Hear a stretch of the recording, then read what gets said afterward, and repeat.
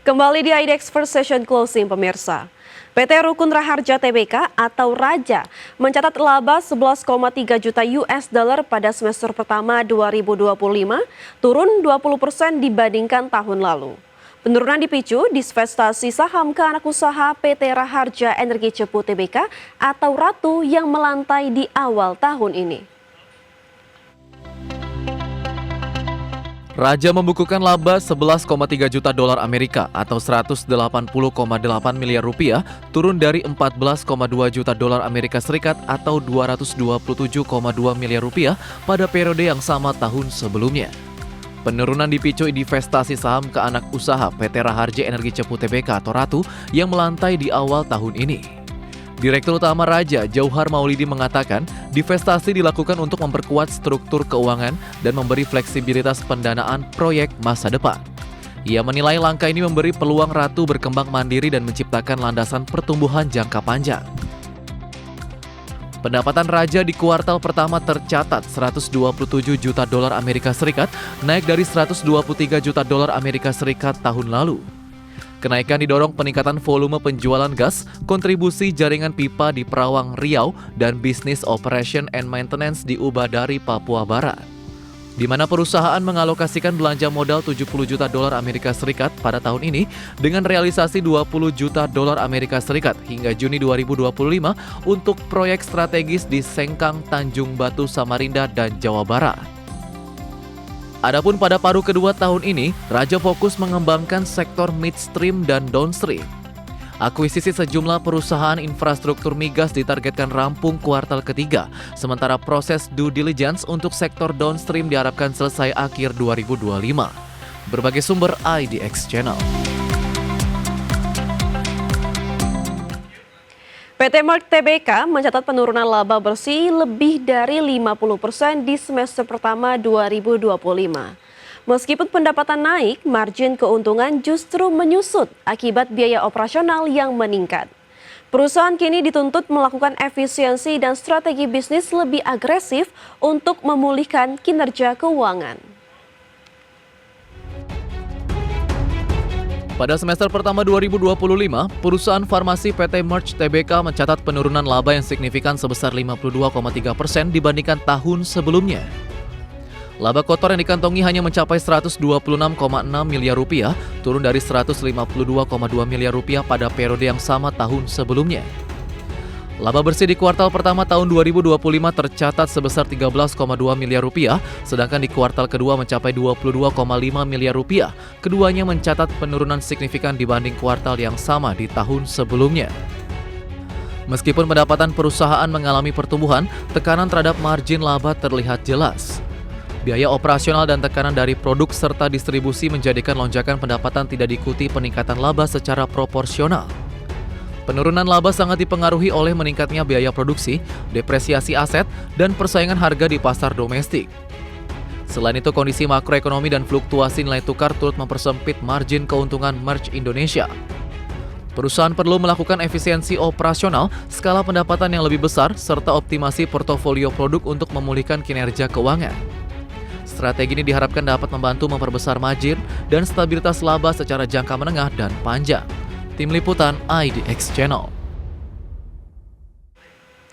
Pemirsa, emiten grup Sinarmas, PT Dian Swastika Sentosa Tbk bersama dengan LG dan investor Korea menandatangani kesepakatan proyek data center untuk mendukung layanan kecerdasan buatan dan cloud AI di Indonesia hingga pertengahan tahun 2026. Kesepakatan investasi ini mencapai 122 triliun rupiah. Emiten grup Sinarmas PT Dian Swastika Sentosa Tbk menandatangani transaksi senilai sekitar 122 triliun rupiah dengan LG dalam rangka percepatan pembangunan pusat data generasi kecerdasan buatan di Jakarta. Proyek ini mencerminkan ambisi strategis perusahaan untuk memperkuat posisi sebagai penyedia infrastruktur digital di Indonesia. Nilai total investasi proyek ini diperkirakan melebihi 300 juta dolar Amerika Serikat atau sekitar 4,9 triliun rupiah yang digunakan untuk membangun fasilitas hyperscale di kawasan Central Business District, Jakarta Selatan. Proyek ditargetkan mulai beroperasi pada pertengahan 2026. Kerjasama ini merupakan joint venture antara DSSA, LG, dan Korea Investment Real Asset Management sebagai investor, menggabungkan keahlian lokal dan teknologi global dalam membangun data center. Fasilitas ini diharapkan menjadi pusat data utama yang mendukung layanan cloud dan kecerdasan buatan. Dengan kapasitas awal mencapai sekitar 1.000 MW, data center ini dirancang untuk melayani permintaan tinggi dari sektor perusahaan dan layanan digital. Proyek ini menjadi langkah penting dalam mendukung pengembangan ekonomi digital nasional dan ekosistem teknologi lokal. Tim Liputan IDX Channel. PT Cipta Perdana Lancar memperoleh fasilitas pinjaman sebesar 74 miliar dari BCA, yang setara hampir separuh dari ekuitas perseroan dan didukung jaminan aset senilai lebih dari 1 kali ekuitas. Langkah ini direncanakan untuk membiayai ekspansi operasional dan proyek baru setelah mendapat persetujuan resmi dalam rapat pemegang saham luar biasa. PT Cipta Perdana Lancar Tbk memperoleh fasilitas pinjaman dari PT Bank Sentral Asia Tbk sebesar 74 miliar rupiah, jumlah yang setara sekitar 47,33% dari total ekuitas perusahaan per akhir tahun 2024. Nilai tersebut membuat transaksi ini tergolong sangat material bagi struktur permodalan perusahaan. Pinjaman ditopang jaminan yang berasal dari aset perusahaan senilai 202 miliar rupiah serta aset pribadi pemegang saham pengendali yakni Tuan Hamim dan Nyonya Syamsiah. Dengan besaran jaminan tersebut, nilai penjaminan mencapai 129,3% dari ekuitas par. Dana pinjaman ini direncanakan digunakan untuk mendanai proyek baru, pengadaan mesin dan peralatan produksi, serta kebutuhan operasional seperti bahan baku dan tooling.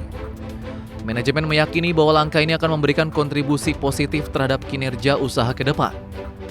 Setelah fasilitas ini ditambahkan ke dalam liabilitas, debt to equity ratio par tercatat sekitar 0,72 kali hingga 30 Juni 2025. Rasio tersebut mencerminkan struktur modal yang masih dipandang aman dari perspektif risiko kredit dan likuiditas keuangan. Perseroan berencana menggelar rapat umum pemegang saham luar biasa pada 11 Agustus 2025 untuk meminta persetujuan terkait transaksi serta pengikatan aset sebagai jaminan. Rencana ini dimaksudkan agar fasilitas pinjaman dapat dieksekusi sesuai peraturan perusahaan dan otoritas pasar modal. Tim Liputan IDX Channel. Dan pemirsa, kita beralih ke update penutupan sesi pertama IHSG hari ini, di mana IHSG hari ini ditutup melemah 0,01% ke level 7.514,66. Adapun IHSG tadi pagi dibuka di level 7.534 dan sempat menyentuh titik tertinggi di level 7.549. Adapun 321 saham mengalami penguatan dan 269 saham mengalami penurunan dan 210 saham tidak berubah atau stagnan. Dan kita lihat pemirsa dari sisi top gainers atau saham-saham mengalami kenaikan tertinggi antara lain ada Cuan yang naik 6,21% ke level 1.540, ada Koin naik 23,97%, Mina mengalami kenaikan 21,47% dan BRMS mengalami kenaikan 7,14% ke level 450. Dari sisi top losers pemirsa atau saham-saham mengalami penurunan terdalam antara lain ada CDIA yang mengalami penurunan 2,81% ke level 1.730. Ada MBMA turun 4,42% ke level 476. Telkom mengalami penurunan 1,32% ke level 2.990 dan film mengalami penurunan 2,34% ke level 2.920. Adapun dari pergerakan sektoral pemirsa, barang baku mengalami kenaikan 1,4%, energi mengalami kenaikan 1,27%, konsumsi primer mengalami penurunan 0,81% dan kesehatan mengalami penurunan 0,77%.